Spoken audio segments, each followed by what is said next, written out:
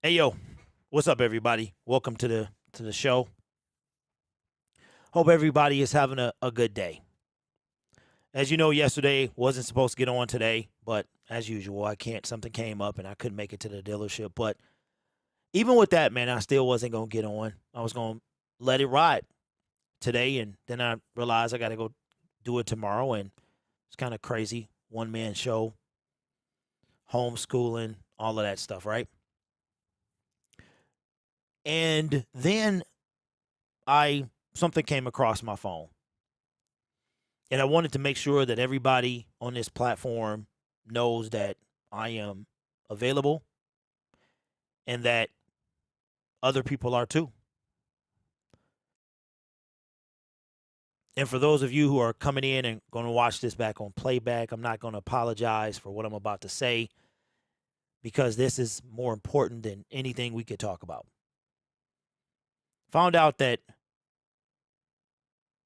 Stephen Twitch Boss, the DJ that was on the Ellen show, decided to take his own life. The second time in 6 weeks that this has happened. And I immediately felt compelled to get on this platform and let everyone on this thing know that there are ways that you can have help. I didn't watch Ellen that often. I did see him. And the first thing I thought about was his family, his children, and her being Ellen. And I got to say something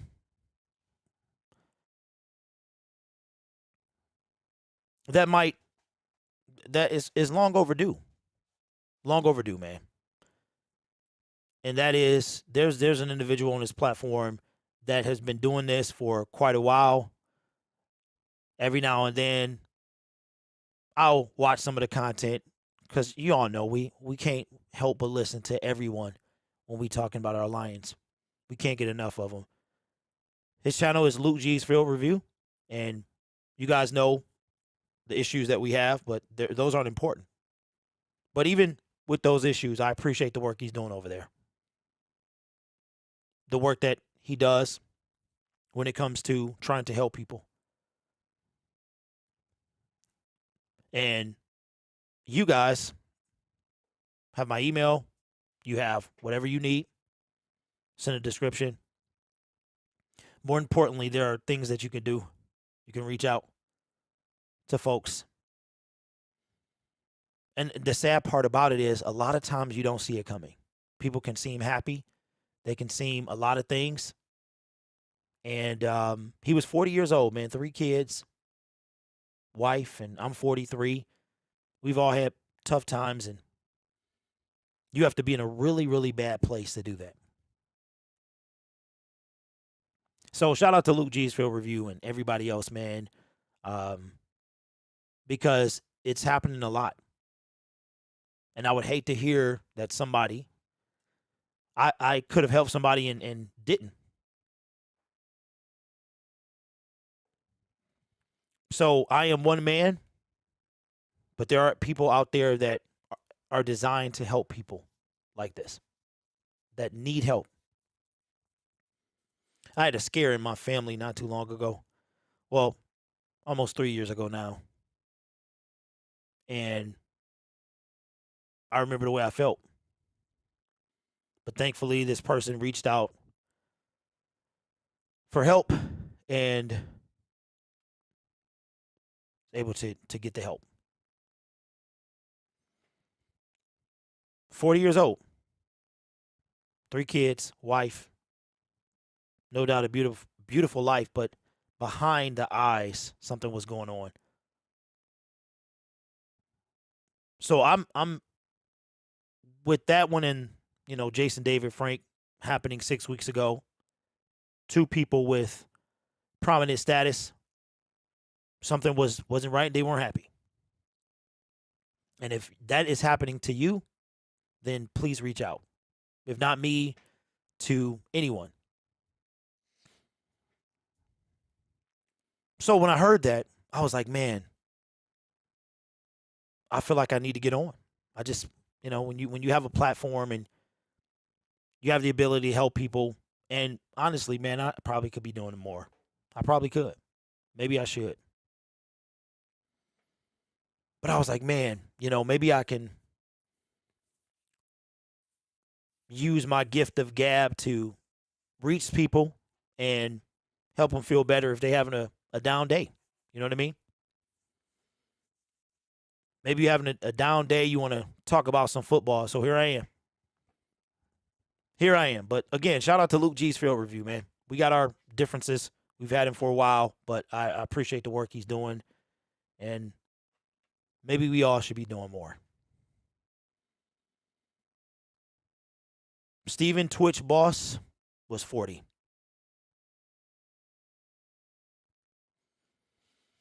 So how do you move on from that? How do you talk about football after that?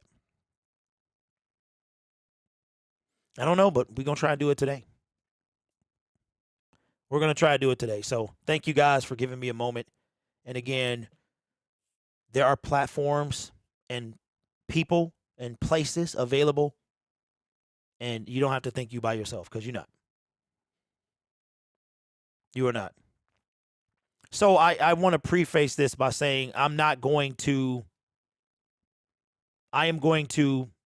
try to turn the corner. I'm going to try to turn the corner, and me putting on a show, that's what I'm supposed to do. My job is to help you feel better if you are having a bad day. So I'm going to try my best to do that right now. So let's talk some football. I hope everybody's doing well, man. I saw an article today about the playoffs. Slow news day. I've been looking through the news cycle. Dan Campbell, as of 10 minutes ago, didn't get in front of the media. I was waiting on that, maybe drop some nuggets out of that. And I wanted to talk about Jared Goff because I saw a segment from Peter Schrager. Shout out to Mr. Poole. And then I saw it again as well on Twitter. And he was giving nothing but praise for Jared Goff. And then I started thinking, I said, you know what? I think JG going to be here. I think JG is going to be around for a long time.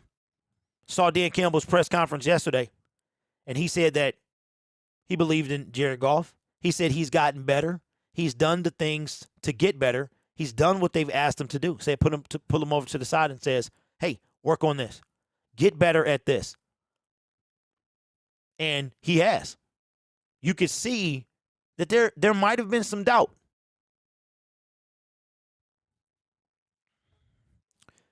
I see your comments. I see them, and I appreciate them. There might have been some doubt about him. Dan Campbell didn't say this, but you could kind of hear it in his voice. Might have been some doubt, alluding to the fact in Jared Goff. Is Jared Goff the future? And I did not bring down my drink. I needs my drink, man. Just too busy trying to get down here, I guess. And I thought it was very telling because I didn't watch the press conference yesterday. I didn't have time. I didn't even realize it was up. And then I meant to watch it when I saw that it was up and then came back and forgot. And now it's today. But you can see that Dan Campbell was kind of like maybe at the beginning of the year.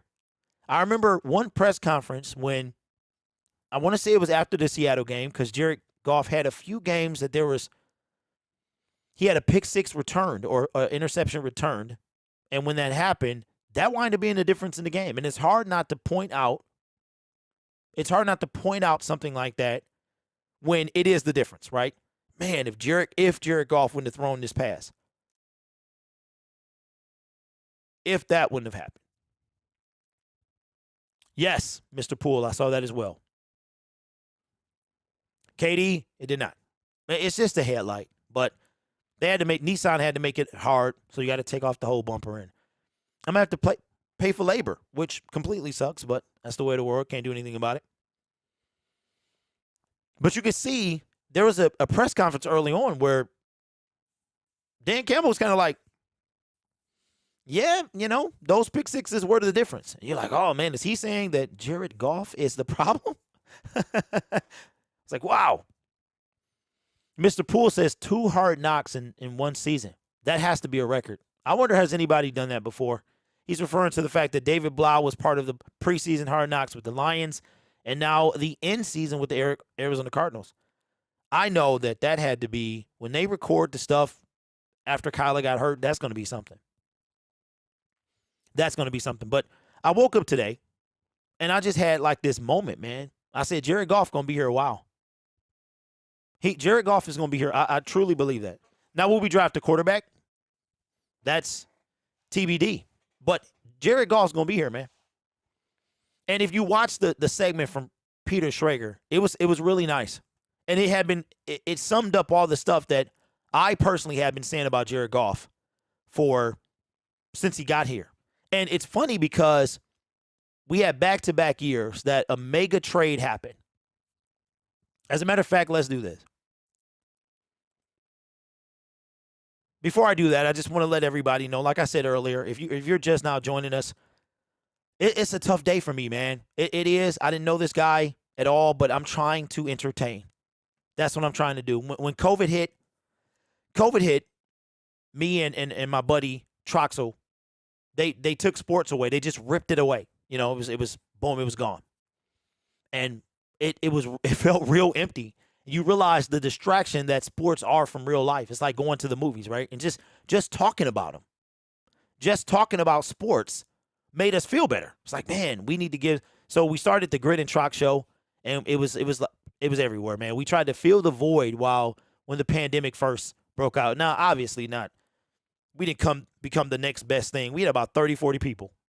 But we got on every day, and every day for like 10 weeks. While stuff was locked down, we tried to entertain. And people look forward to it. And that's what I'm trying to do for y'all today. Today could be a tough day for some of y'all, and I want to have some fun. So I am going to try my best to put on the same grid and Derek that y'all know, which is the energetic, joke-cracking Derek.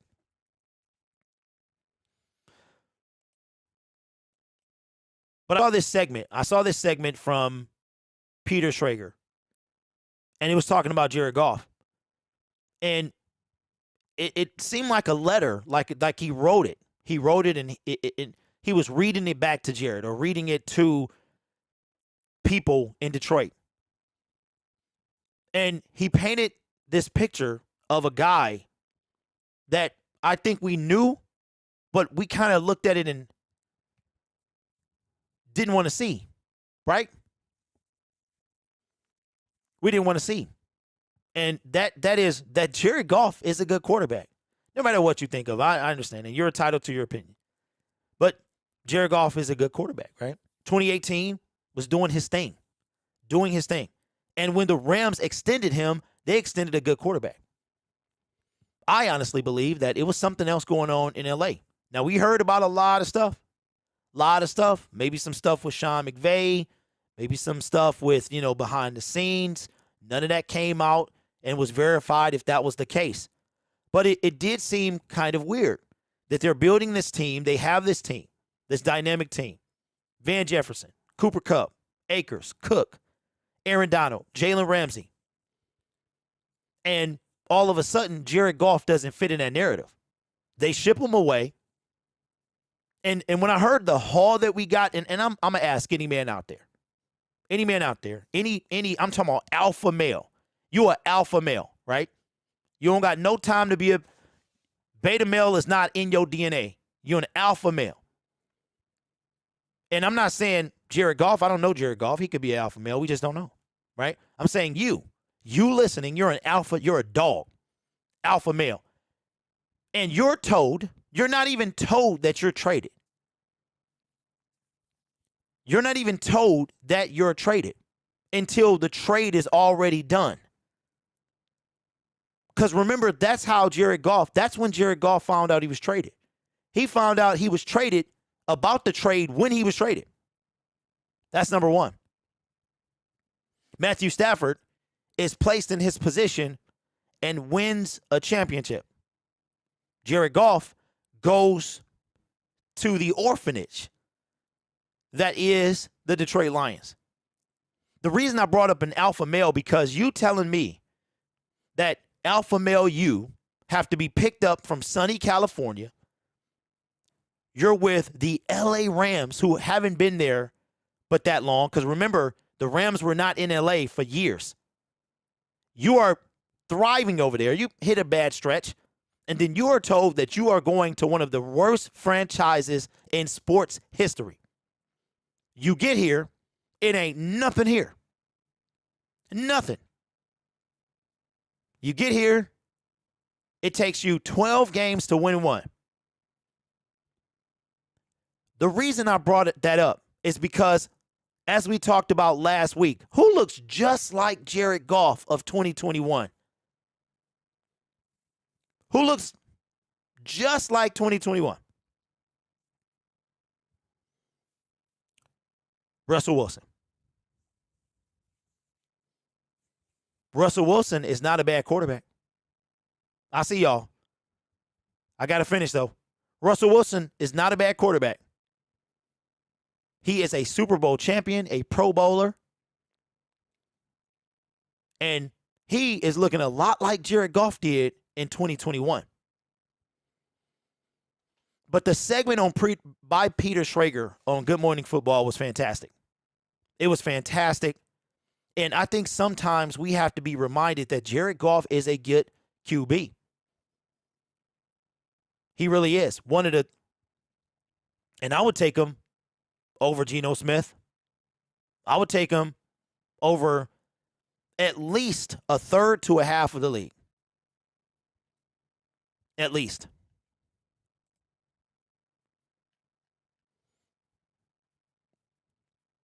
But it makes you wonder, was it all in Jared's head? Was it I kept calling him a strange man in a strange land. Because I don't know about y'all, but if you go to California, it ain't nothing like Detroit. As far as sun everywhere.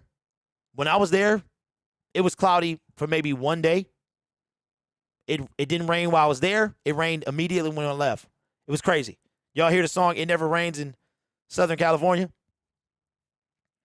Right? And then you're not even told that you're told you're traded when the trade is done. Do y'all understand that? Like, Jared Goff was told about the trade when he found out he was traded. And I'm going to tell you, and I will stand on this ledge by myself if I have to. I want Jared Goff to win in the city. I want him, Dan Campbell. I want these guys to win, bro. I hope a lot of these guys are with us when we win. Not if, when. Because I think, and I'm about to ruffle some feathers, I think Jared Goff, he might not have the same toughness. Matthew Stafford was a warrior. But Matthew Stafford was the golden boy. He was the first overall pick, went to a 0-16 team, and was given the reins to lead. He never had any quarterback competition. This was his team. For 12 years, this was Matthew Stafford's team. And not only that, Matthew Stafford was coveted.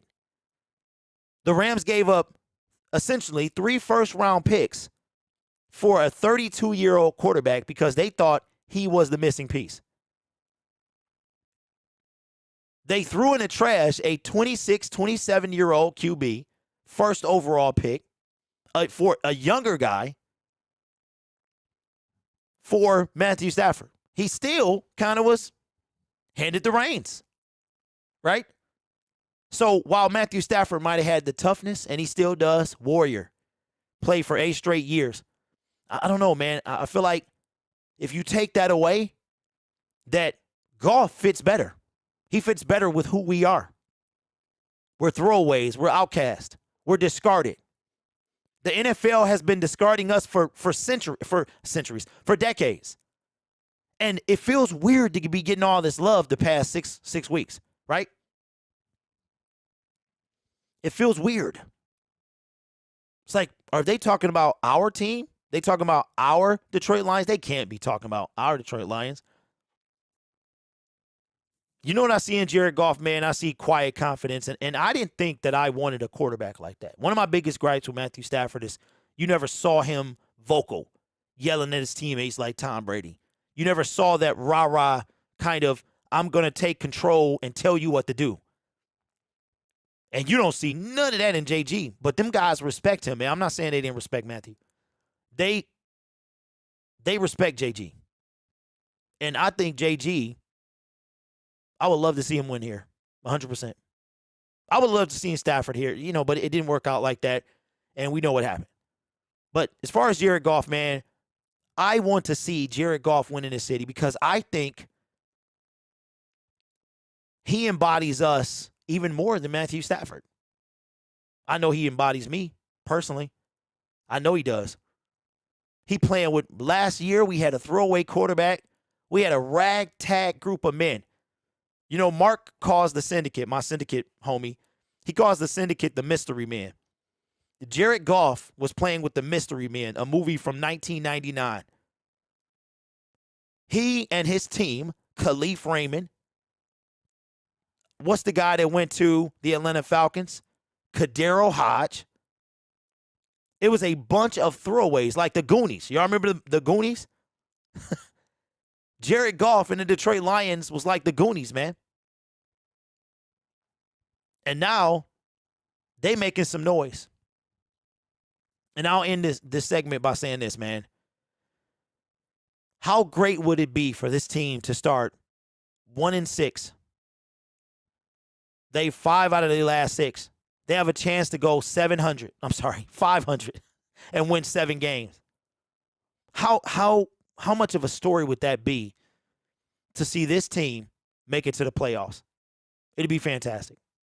And it's something that I want to see. You know what? I'm feeling some type of way, man. Dan Campbell, all day long, literally all day long, I've been waiting on this dude to get on. Because it's Wednesday. Now, he won't be in front of the media tomorrow, I believe. And then Friday, I think nobody's in front of the media. And he gets on now? Come on, Dan. Come on, Detroit Lions. Y'all killing me, bro. You are killing me. All right, so let's do this, man. We're going to bring it in. We're going to bring in that. We're going to listen to the whole thing if you guys want to. So we're going to bring it in, man. But listen, I appreciate y'all, man, more than you know. And again, I am here if you need me. My email is in the description. I have way too many emails, and I need to check them. But Grid is a lot lighter than my other one. And I will look, man. So let me bring this in because you guys are like, he's on, Dan Campbell's on. I know who we are, man. I know who we are. All right, so we're going to bring this in. We're going to listen to the whole thing. I got something I want to talk about too, man. All right, let's do this. The Lions have closed captions on by default. So he is live right now, but we will listen to the entire thing. So here's Dan Campbell. He waited until we got on for him to get on. All right, let me fade this, and let's go.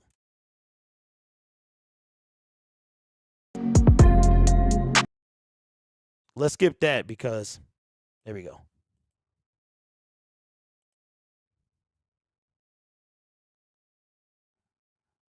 Anytime now, Dan. All right, there we go. Good. Go ahead and get after it. I was just curious, what jumped out at you first and foremost when you threw the tape on and started watching that defense particularly? Yeah, just they're aggressive. They're aggressive and they're very disruptive, especially that front. They have physical safeties. The corners are challenged. Sauce is having a good year. So Reed, he'll fight you over there on the other side too. So this is a defense that makes you earn anything you can get. Our offense, we got our work cut out for us. I mean, these guys are, it's the strength of this team. Strength matchup like that. What's the balance of taking what their defense gives you versus trying to impose your will with maybe it's the strength of your roster? I think it's got to be. I think you got to be able to try to do both. I think you're going to need to go good on good. You're going to need to challenge them because they're going to challenge us. It's something we do well, they do well, but we also have to have. We got to be able to do other things too. And certainly we're going to need to be able to do some things where we take what they're willing to give up. So we got to be able to. Sometimes you got to take the completions that are there, and you got to do something with it. You got to tuck the ball away. But this is a run and hit defense. Multiple coverages. They're not afraid to play man. I mean, they'll change it up and just play man and make you earn everything off the line of scrimmage. So, I mean, our top to bottom, our receivers are going to have to fight to get off the ball. They're going to have to fight for separation, and our O-line's going to have to finish, in the pass game and in the run game. It's sort of what you'd expect some of that old 49ers in Seattle. Yeah, well, the style at which they play is exactly what I see out of Coach Saleh. I mean, they do, but they were mixing a lot more coverages than I remember, and a lot of that is,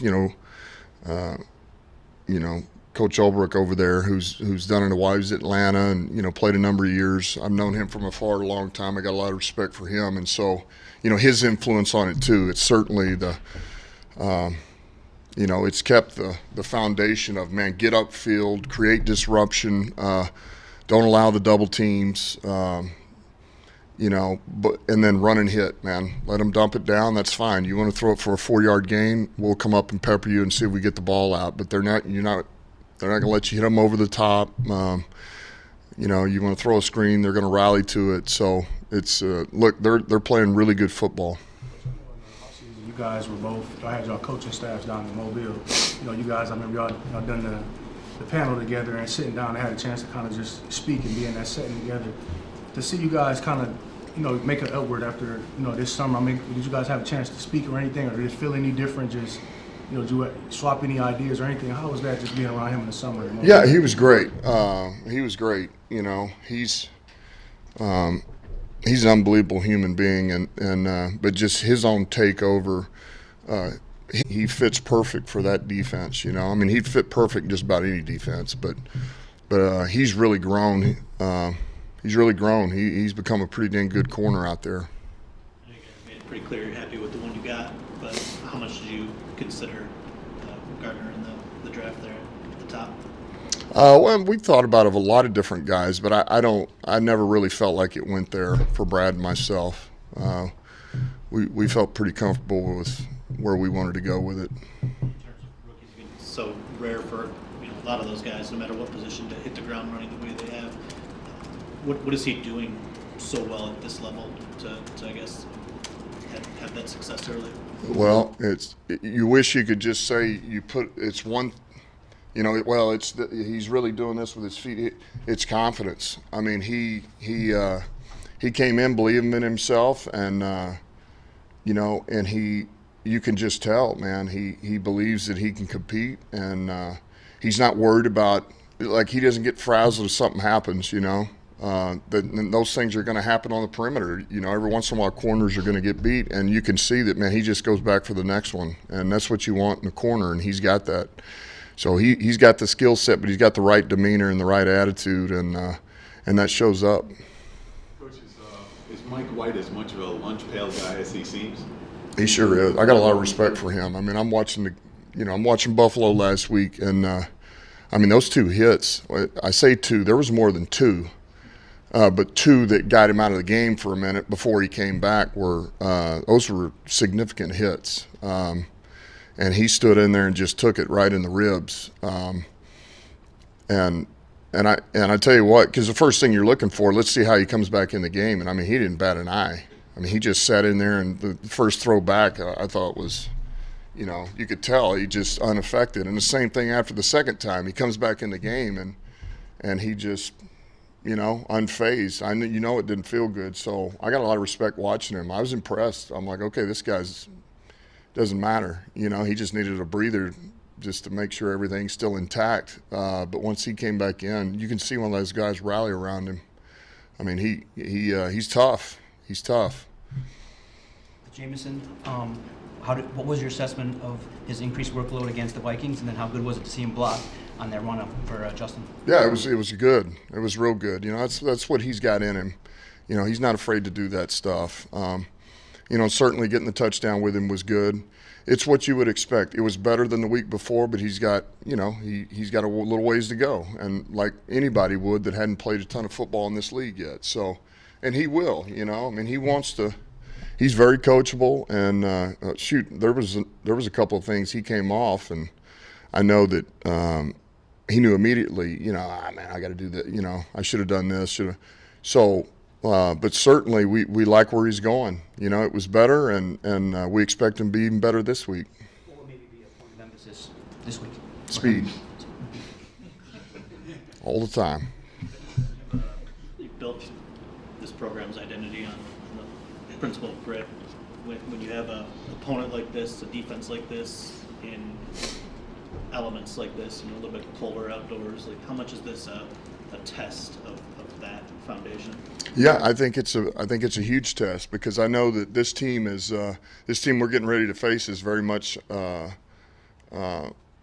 we are in that sense, I would say. You know, I think Coach Saul is you know, he's about the toughness and overcoming adversity, all these things, and you're built a certain way. And so I think what you said, we're going up to their place. We're out in the elements, though I don't think it'll be too bad. And we're both jockeying for playoff positions here. You know, I think this is critical for both of us. And so this is a heavyweight fight, you know, and because I love our O-line.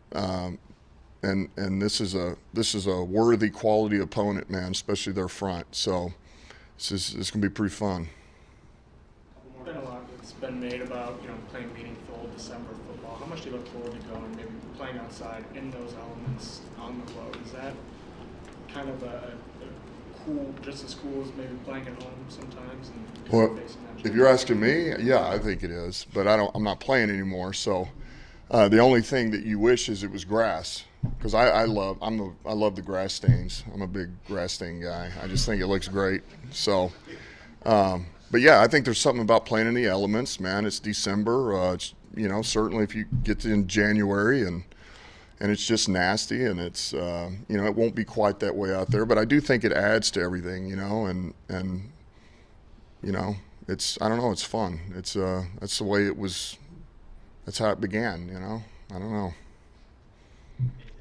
About the schedule today? I mean, is there a reason you switched it to the afternoon? Only because we just, you know, felt like this is the right time to cycle down this week. It's we kind of, you know, we've been doing things a certain way for a number of weeks, and this was the time to change it up. And so that's really all it had to do with. This was more than where we're at when, but I'd already had this in my head. This is what we're going to do. For the most part, talk to Mike Clark, you know, who deals with a lot of this for us, you know, and we felt like this is the right time to pull back on Wednesday, really get back and just hit the mental, and then we're going to come back. It'll be a little extended tomorrow and really push the intensity.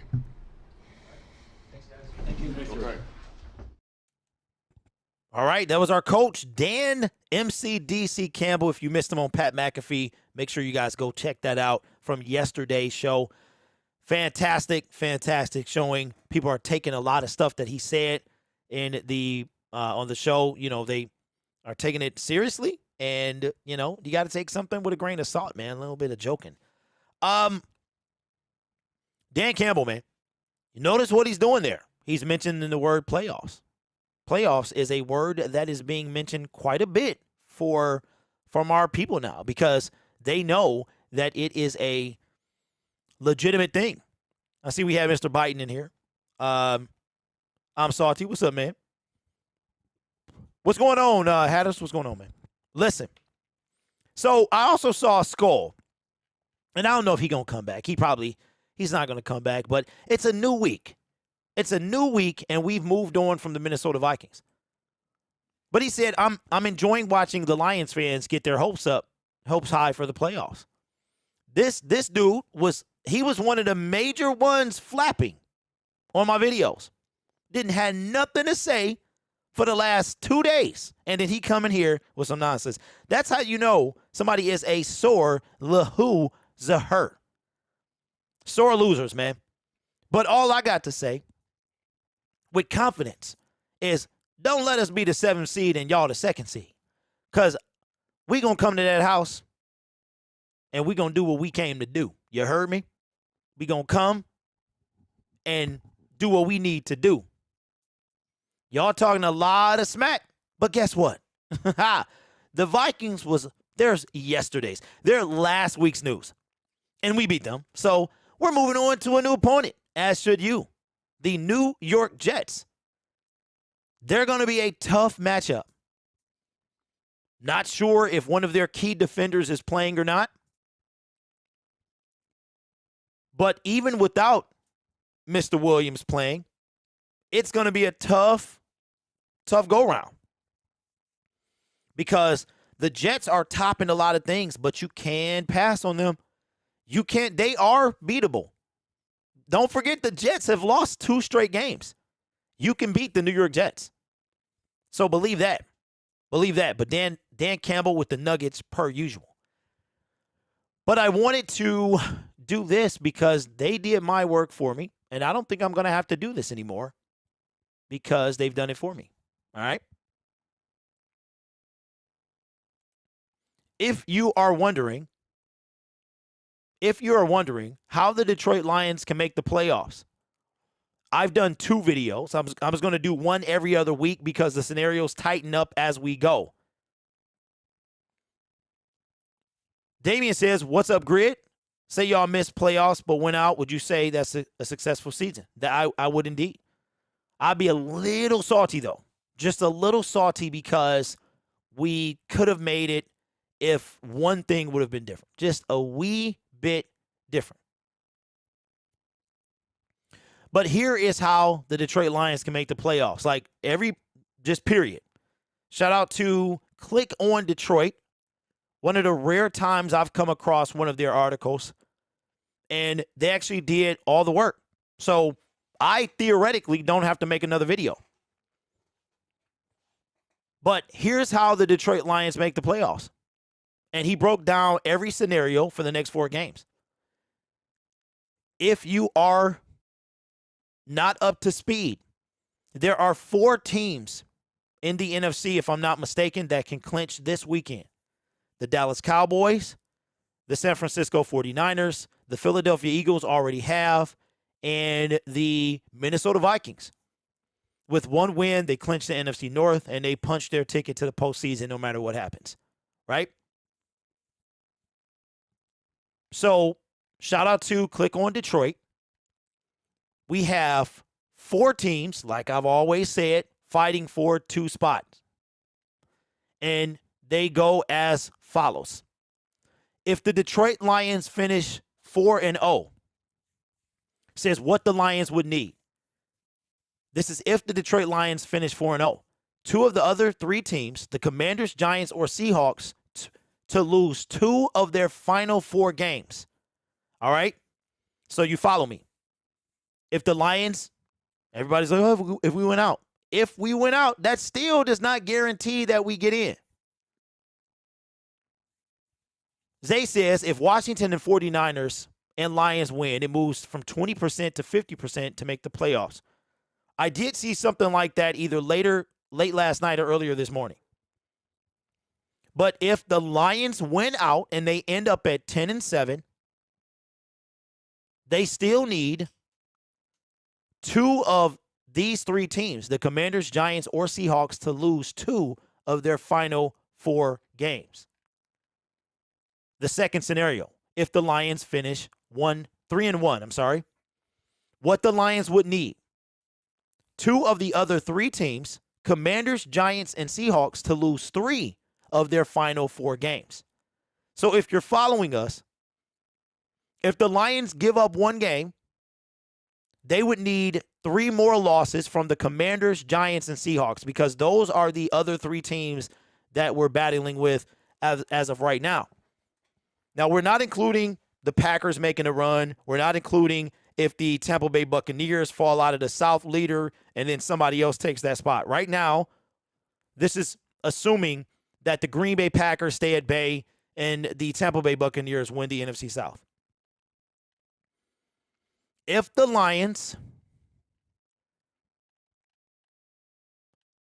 let me see.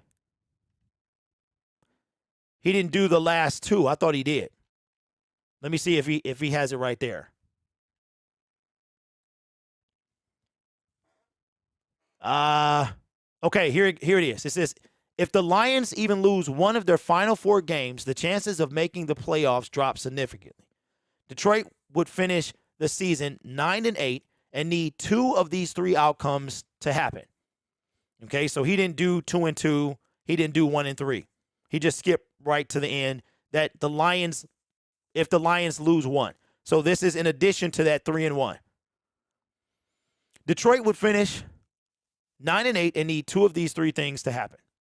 Seahawks finish 8-9. Commanders finish 8-1. The Giants finish 8-1. Now that is going to be tough. That goes back to Damian's comment a little while ago. I'm not gonna lie, man. I'll be disappointed. I'll be disappointed because if one of those games could have went another way, first of all, I'd be like triple disappointed, bro. Not that the team sucks and blah blah blah. Whatever. It would just be like, man. First, we got to start with the tie. The tie really messed us up between the Commanders and the Giants. And then on top of that, you're like, bruh, what if Jamal Williams doesn't fumble? That would have put the Lions up at the Cowboys. What if Jared Goff does not throw those 3 pick sixes? What if?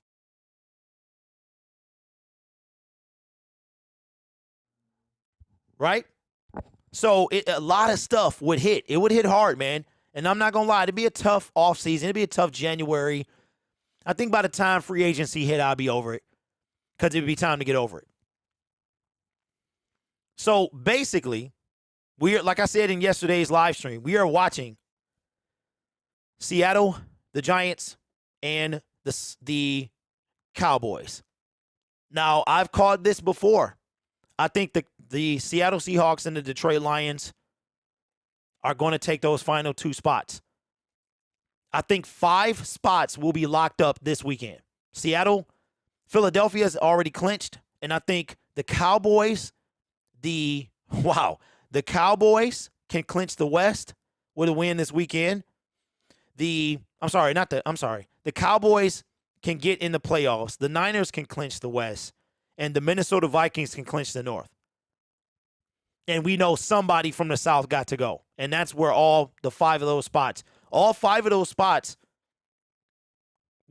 of them could be gone this weekend. And it's going to take a little longer for the South to play out because even the New Orleans Saints, who are 4-9, they're still mathematically alive. So if the Lions win out, they still need some help. Even at 10-7, the Lions need some help. That is the best case scenario. So basically, we need to win, and the Commanders and or Giants and or Seahawks need to lose 2 of their final 4 games. If any of these teams get to 10 wins and we lose 1, then we're done. So let me know what you think. There it is, though. I really don't even have to make any more videos on this. Unless the Vikings lose out. That is true.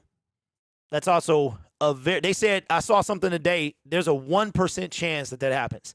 Obviously, every loss, it goes up. But currently, there is a 1% chance. But check this out. Y'all ready for this? Here, I'll end the segment on this because this is giant. It's unlikely, but it's giant. If the Vikings lose out, and the Lions win out, then we win the NFC North. How crazy would that be? And I'm going to tell you what. Lions win this Sunday. Vikings lose this Sunday. You'll hear people it'd be like, it'd be whispers. The Vikings lose week 16. The Lions win week 16. Then you'll start to hear some chatter. You'll be like, hey, man, Lions could win this division now. And don't let the Vikings lose their third game, 4 consecutive, and the Lions enter week 18, and they have the exact same record. That would be the craziest thing in the history of the NFL. Fresh and Fly says, so you're saying there's a chance. Indeed I am. You know what, y'all? Stranger things have happened. And look, y'all have helped me even feel better, man, because I wasn't feeling my best when I hit go live. Now, I've said this yesterday. I think if the Detroit Lions and Green Bay Packers, even if the Green Bay Packers are not playing for anything, what you don't want is you don't want the Packers to win Sunday. You want them to lose so they can be done, because we don't want to give Aaron Rodgers any hope, any type of spark. We don't want to have his team be 6-8. They're pretty much one loss from being done. They're one loss from being done. They lose another game, they're pretty much done, because we have 7 losses. They'll have 9. It's going to be almost impossible for them to get in. As a matter of fact, from what I've done, I don't think a 9-loss team makes it into the playoffs. So we don't want Aaron Rodgers to win any more games, right? But it's going to be crazy, y'all. It's going to be crazy. And I'm telling you, obviously, we have to take care of business. But I believe that if the Lions and or Packers are playing for something, whether they're both 8-8 or something else is going on, the Detroit Lions are going to be flexed. I think they're going to be flexed into the final game of the 2022 NFL season, regular season. That's what I think. What's up, Fetty? Or Fett says, honestly, even if the Lions don't make the playoffs, they could come out this year with a winning record. That speaks volumes. Yeah, it does. It does, but it'll hurt, man. It would hurt tremendously. And you'll be lying if you said it didn't, bro. You'll be lying if you said it for real. Lions make the playoffs. He got to win Coach of the Year. I think if they make the playoffs, it's guaranteed that he wins Coach of the Year. I think if Aiden winds up with more sacks than Chase Young and Sauce doesn't go on a run, I think Aiden wins Defensive Rookie of the Year. That's what I think. I can't wait for you and David to do a podcast. Okay. So I'm glad you said that, because that reminded me. All right, so here's the deal.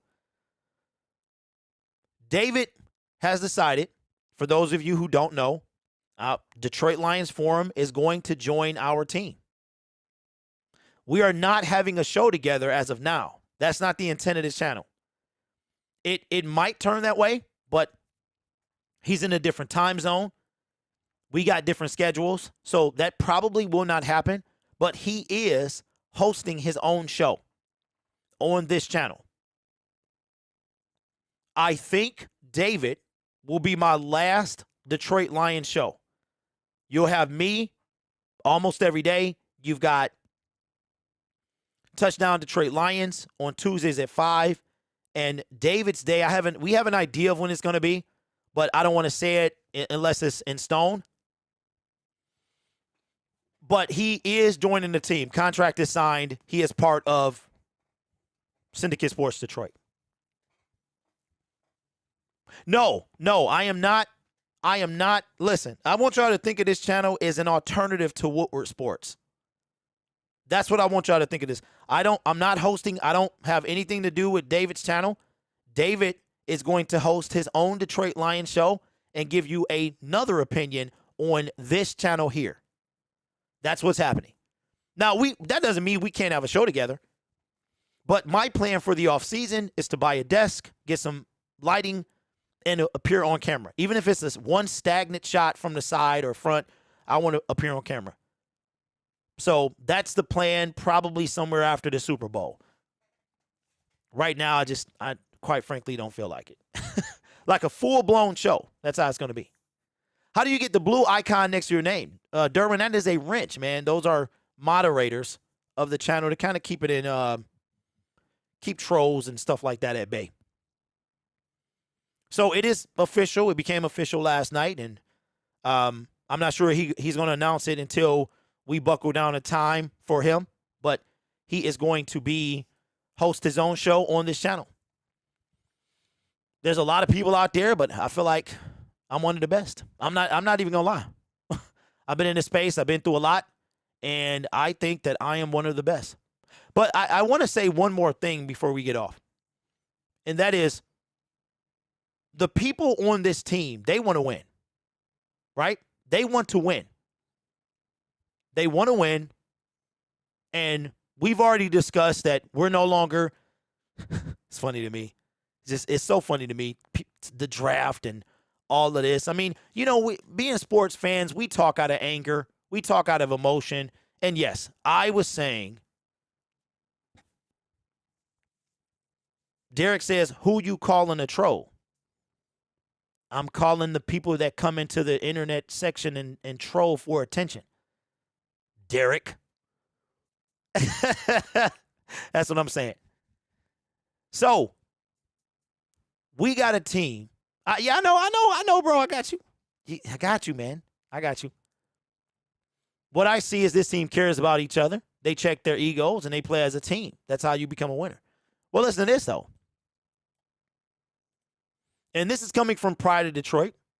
I would love if Syndicate Sports Detroit was able to somehow get credentials. Now, I couldn't be the guy that went to interview these guys. I'm too much of a fan of the team. I would have to turn that off, and I don't want to turn it off. I don't want to turn that off. Okay? But turns out, coming from Pride of Detroit, they released an article this morning. Taylor Decker played through an appendicitis for a full month. I couldn't even imagine.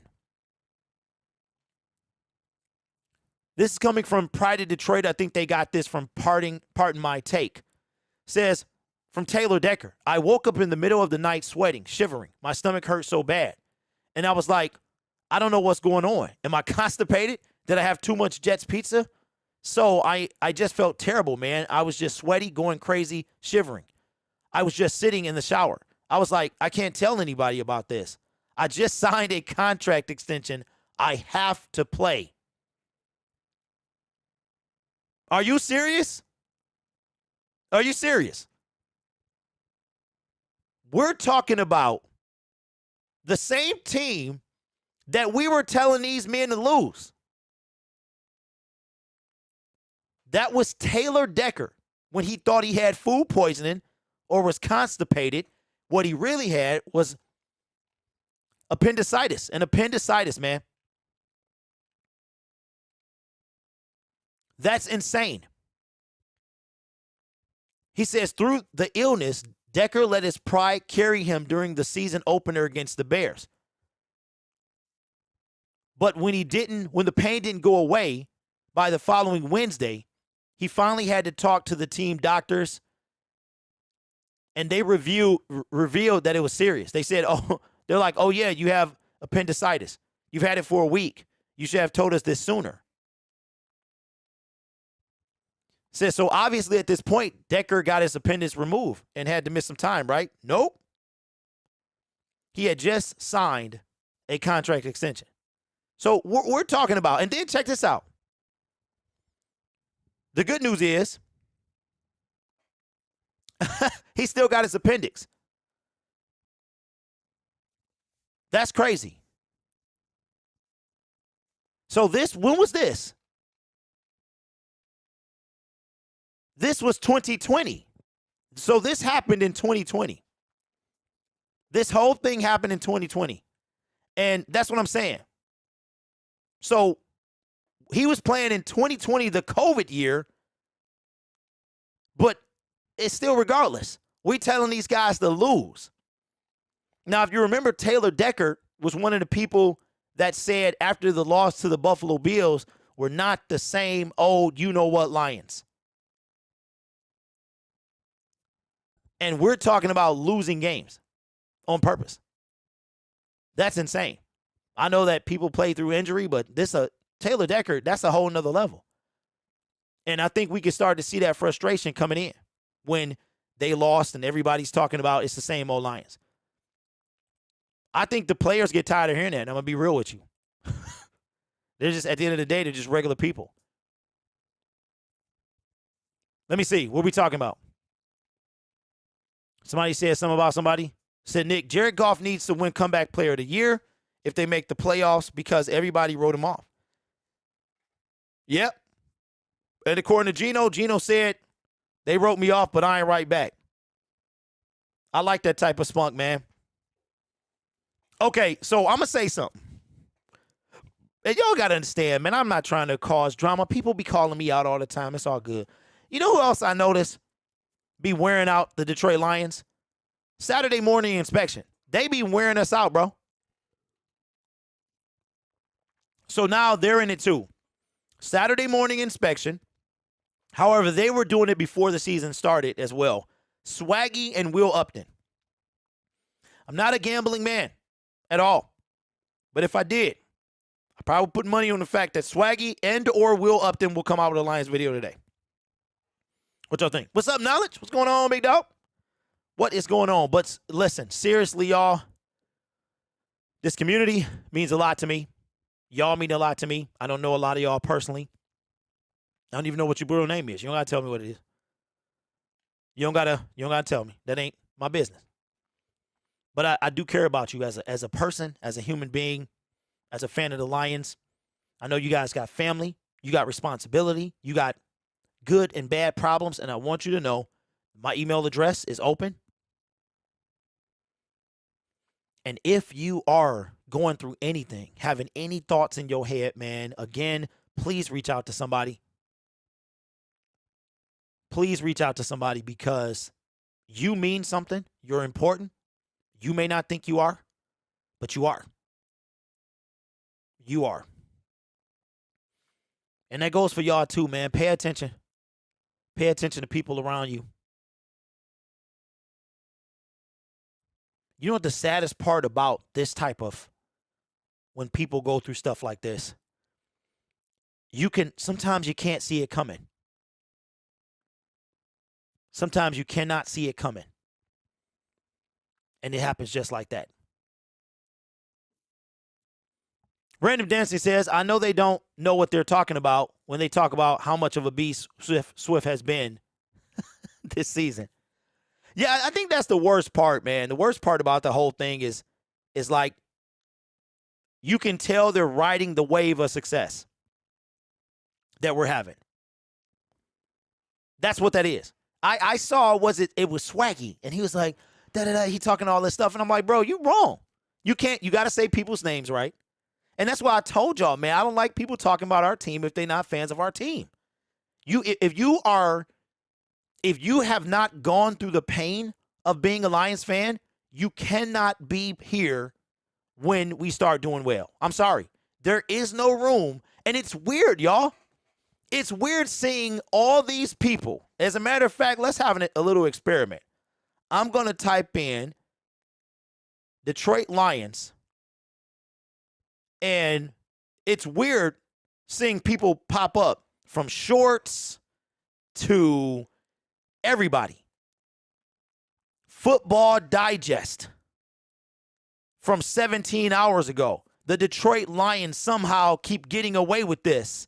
NFL News. The 33rd team, shout out to them. I like what they're doing over there. And you see us, you see the usuals. You see me, I see you. But then you see all these other people. And you know what I love? You know what I love too? And I blame Microphone for this. This is his fault. Microphone is the reason I don't watch him either. But the one word or two words in the arrow. Oh, and listen, I'm saying this and I don't care. Because this is my space and I can do what I want. Mr. Sir Sports, we got a problem. We got a problem because I don't like you clickbaiting with my team, bro. And I tried to go over there and be cool and be collected, but I had to call them out. I had to call him out, man. Swaggy is a Green Bay channel. I had to call him out, but they didn't write back. I went in their comment section. I said, listen, the clickbait has got to stop. I done seen it long enough. I seen it long enough. I saw something that said Dan Campbell. It was something like Dan Campbell said Jared Goff sucks. And I was like, oh no, I got to say something. But they ain't right back. Listen, I think the only people that have a right to truly talk about this team is fans of this team. If you're not a fan of this team and you're not paid to analyze, even those people, why are you talking about my team, bro? I could have started a Rams channel just because, but I don't care nothing about the Rams. He said he's going to make more Lions. Well, there you go. There you go, Camping. He said, this is Swaggy we talking about right here. Hey, Camping, you can tell him I said this. He said he going to make more Lions videos because fans give him a lot of views. Yeah, they do. They do. But they riding the wave now. Vincent, what's up, big dog? Says, if you weren't on this raggedy wagon traveling across the whole country while fighting off scurvy and hunger, don't jump on it as we're pulling into the first gold mining town. The bandwagon is full. 100%. 100%. And yeah, Fat, you speaking facts, bro. I was upset because we traded interdivision. That's what I was mad about. I truly believe TJ didn't want to be here. And then shout out to Mr. Poole. He said that when reporters went looking for TJ after the game last Sunday, he wasn't in the visitors' locker room. Where he was, I don't know, but he wasn't there. Then I saw him seek out Martha Firestone to hug her. But he wasn't happy while I was here, from busting it to the boys and the only reason that was for me the breaking point where I'm like, bruh, you traded to a 6-1 team in division. But you know what, y'all? You know what? Cloudy, are you still here? You know what? I'm calling it right now, man. Penguin Zero, listen to me very carefully, okay? I have no tolerance for you, bro. I'm going to give you one opportunity. One opportunity. I don't mind you being in here, bro, but I have no tolerance. You left a comment on my channel after your team lost, being a sore loser. I have no tolerance for you. You get one chance, bro, period. You didn't take that L like the winners y'all supposedly are. So I'm talking directly to you, bro. You get 0 chances.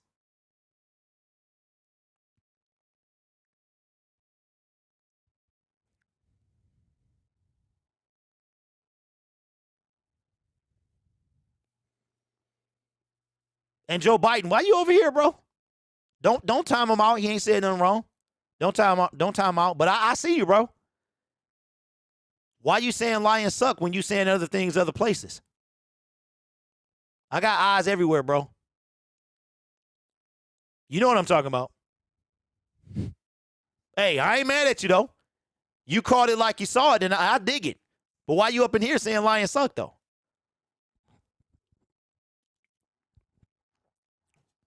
So I'll just say this, man. The Lions beat the Jets, and they moved to 7-7. It's going to be a big time in Detroit. Y'all think the media attention is out of control now? We beat the Jets. I think we are going to the playoffs. As a matter of fact, I'm going to say we are. I'm not trying to look past these other teams. Yeah, Nick, I know. Yeah, I saw him. He know where I saw him at. I saw him earlier today. He knows exactly what I'm talking about. I respect him. I respect him for what he said, though. He kept it a buck. So I don't know why he here, playing devil's advocate or whatever he's doing. So listen, Lions win. They win this Sunday. No matter what happens across the NFL, they win this Sunday. They go to 7-7. They 6 out of their last 7 games. We go into the playoffs. And I'm not saying this because I'm looking past the Carolina Panthers. I'm not saying this because I'm looking past the Chicago Bears who have nothing to play for. And I'm not saying this because I can't stand Aaron Rodgers. I'm saying this because the Lions are hot. What's going to change that? What's going to change that? Goff is playing. We're the healthiest we've been all season. Nobody is really hurt. Swift got to get it together. We got Jamison Williams back. Like, literally, y'all, what's going to stop us? We've been playing our best football, and I'm going to tell you what. For as much as Skull affiliated, he never came back. All these Vikings fans that somehow want to stick around after last week's game and want to be sore losers and still talking about, well, at least we making the playoffs. That's what you have? And I'm going to tell you what else. The Lions are a 7 seed y'all don't want to see. Y'all do not want to see. And I guarantee you that Vikings fans are saying the same thing. The Detroit Lions, as a 7 seed, because we gave y'all the game the first time. And Kirk, awesome numbers. Justin Jefferson, career day, and y'all still lost by 2 scores.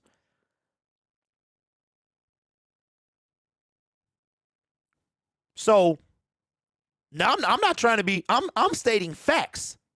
Y'all the ones that was called a fraud. Y'all the ones that won 9 one-score games. Y'all the ones that was flapping at the gums. And we came in and handled business. So back to my earlier thing. If we beat the Jets, who I believe we can, no Quentin Williams, he may or may not play. Jared Goff takes care of the ball. Mike White is hurt. Zach Wilson has been elevated to number 2. The Jets lost their running game when they lost Brees. The weather's not going to be bad. We can beat this team. And if we do, I'm calling the playoffs. Only because this team is rolling. They're rolling. Not that they take any team for granted, but they're rolling. They're vibing. Everybody's healthy. Nick said it earlier. We're getting healthy and hot at the right time. And that's 100%. I think we're going to beat the Jets by a field goal. It's going to be a low-scoring game. See, here's the deal. The Jets have a great defense. We have a great offense. Go look at the Jets' offense. And guess what else? Something happened slyly over this winning streak. The Lions have 17 takeaways. When we were 1-6, we had barely any. I've not played Madden since 2006, bro. And I probably won't until EA either does something or loses the license. The NFL stops their, money-grabbing scheme with EA Sports. Oh, yeah. Our defense, during this 5 out of 6, is light years different from the first, from 1-6. Now, check this out. The Lions have played 13 games. I'm about to blow y'all mind. Lions have played 13 games, right? The Jets game will be 14. If we win against the New York Jets, do you know we will be mirror images of each other? 14 games in the season. The Lions started 1-6. Since being 1-6, they have gone 6-1 if we beat the New York Jets. With 3 games left,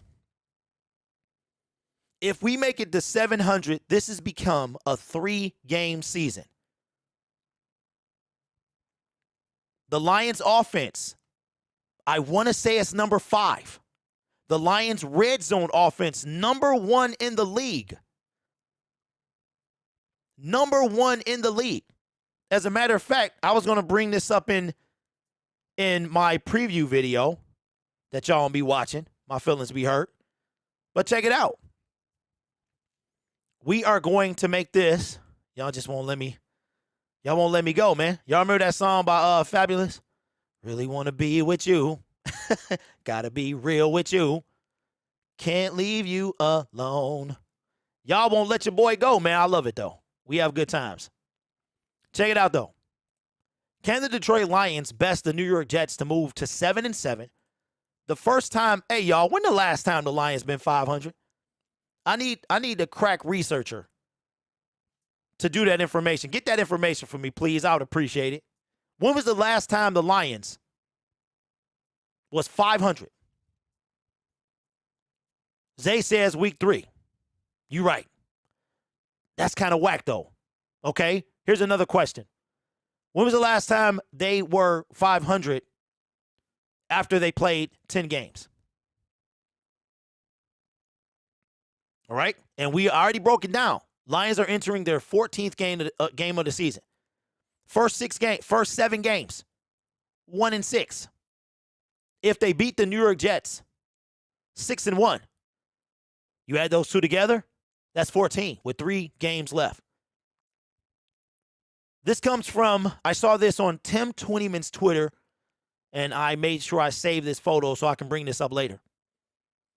This is the offense of the Detroit Lions versus the offense of the Jets, and the defense versus the defense. Points per game, Detroit ranked 5th. Points per game for the Jets, ranked 22. We can score points. They have a tougher time. Total offense, we are ranked number 4. Excuse me, I said 5. We are ranked number 4. The Jets ranked 19. Rushing offense, ranked 11. The Detroit Lions. Ranked 20, the New York Jets. Passing offense, we're 7. They are 15. Third down offense, we're 9. They are 29. That means that there are 3 teams better than them. That's it. For us, we are better than 23 teams. Red zone efficiency, 75%, which means that for every 4 times we're in the red zone, we score 3. We are number 1. The New York Jets, number 26. Now this is fantastic. We are tied for 6th giveaways with 14, and they're tied for 19th. Now, that was the offense for both sides of the ball, both teams. Now, this defense changes things. Detroit Lions ranked 31, so we're not the worst in the league anymore in points per game. In none of these, actually. The New York Jets ranked number 6. So we got the number 5th offense, the number 4 offense against the number 6 D. Total defense, we're 31. They are number 3. It's going to be tough to score on them. Rushing defense, 26 for us, 13 for them. Passing defense, number 4 against the pass. They allow less than 200 yards a game. 200 yards a game. Detroit Lions, 30th. Third down defense, 31 for us, 14 for them. Red zone efficiency, our defense is ranked 30th. Theirs is ranked 20th. So it's going to be the number 1 red zone offense against the ranked 20 defense in the red zone. And the Detroit Lions have 17 takeaways, which are tied for 10th. They have 15. This is the game that we need to worry about. I'm not saying we can't lose to the 3 other teams we play after them, but the New York Jets, they took what? They had 3 top 10 picks, did they? Somewhere around there. I know they had 3 in the top 15. They took 2 defenders. They took Sauce, Jermaine Johnson, and their receiver. This is going to be a dogfight. And we're going to go over it later in Friday's preview. I think we can beat this team. I think that this is the key to this team. It's Jared Goff. Jared Goff is going to be the difference. It's not going to be the defense because their offense is not that good. It's not going to be the defense. It's going to be Jared Goff. Jared Goff if he cannot turn this ball over, we win this game. Their defense, the lowest rank is the red zone at 20. Every other rank, they in 3 categories, they're ranked top 10. Takeaways 15, rushing defense 13, passing defense 14. The Detroit Lions can win this game, but Jared Goff has to not turn the ball over. Our run game camping it wasn't there against Minnesota, but the passing game, what it did is open up that passing game. If Jared Goff can keep doing what he's doing, we win. And we move to 7-7 with 3 games left. And I'm going to tell you right now. Okay, so it was 2 top 10 and 1 late in the first. If Jared Goff protects the ball, I think he is the key. Because he's going to be going up against a stout defense. He has to not turn. That includes getting sacked, getting stripped. He needs to hold this ball. It's going to be fun. Run heavy. Listen, this is going to be a test. And I think this was the game, like, on the road. If we were at home, then I would say I would feel a little more confident on the road. But we just went there 6 weeks ago. We beat the Giants, who are a completely different team. I get that. They don't have the same defense like the Jets do. But the Lions can win this game, man. Mike White is injured. They have no running game, really. But the offense has to protect the ball. We do that, we can win this game. So, again, y'all, I appreciate y'all. Y'all helped me feel better today. I wasn't feeling that good with the news that came out. And, again, everybody in the chat, you are special. You are important. You matter. And I started to show off saying this, and I'll end it saying the same thing. Shout out to Luke G's Field Review for trying to reach out to people to make sure that they get the help they need.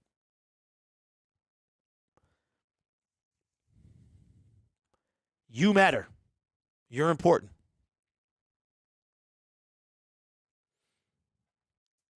Nolan, Lions Mania. I started to show off saying this, man.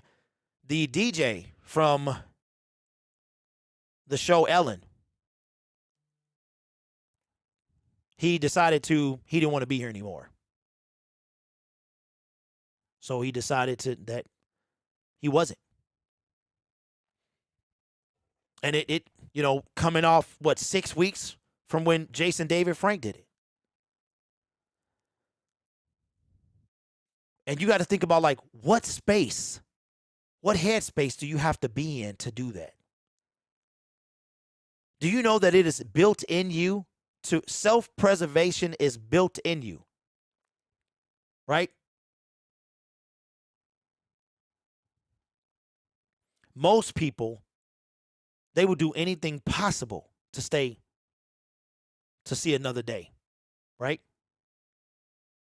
And what kind of space do you have to be in to go?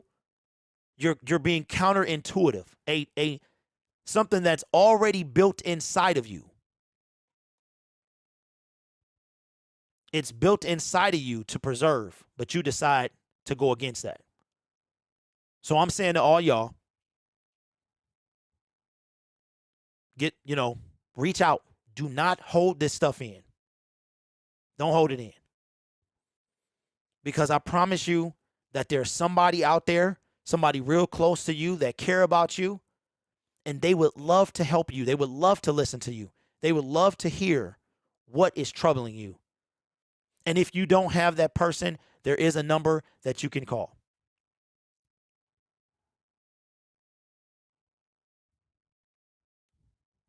I appreciate y'all. Y'all help me get through today.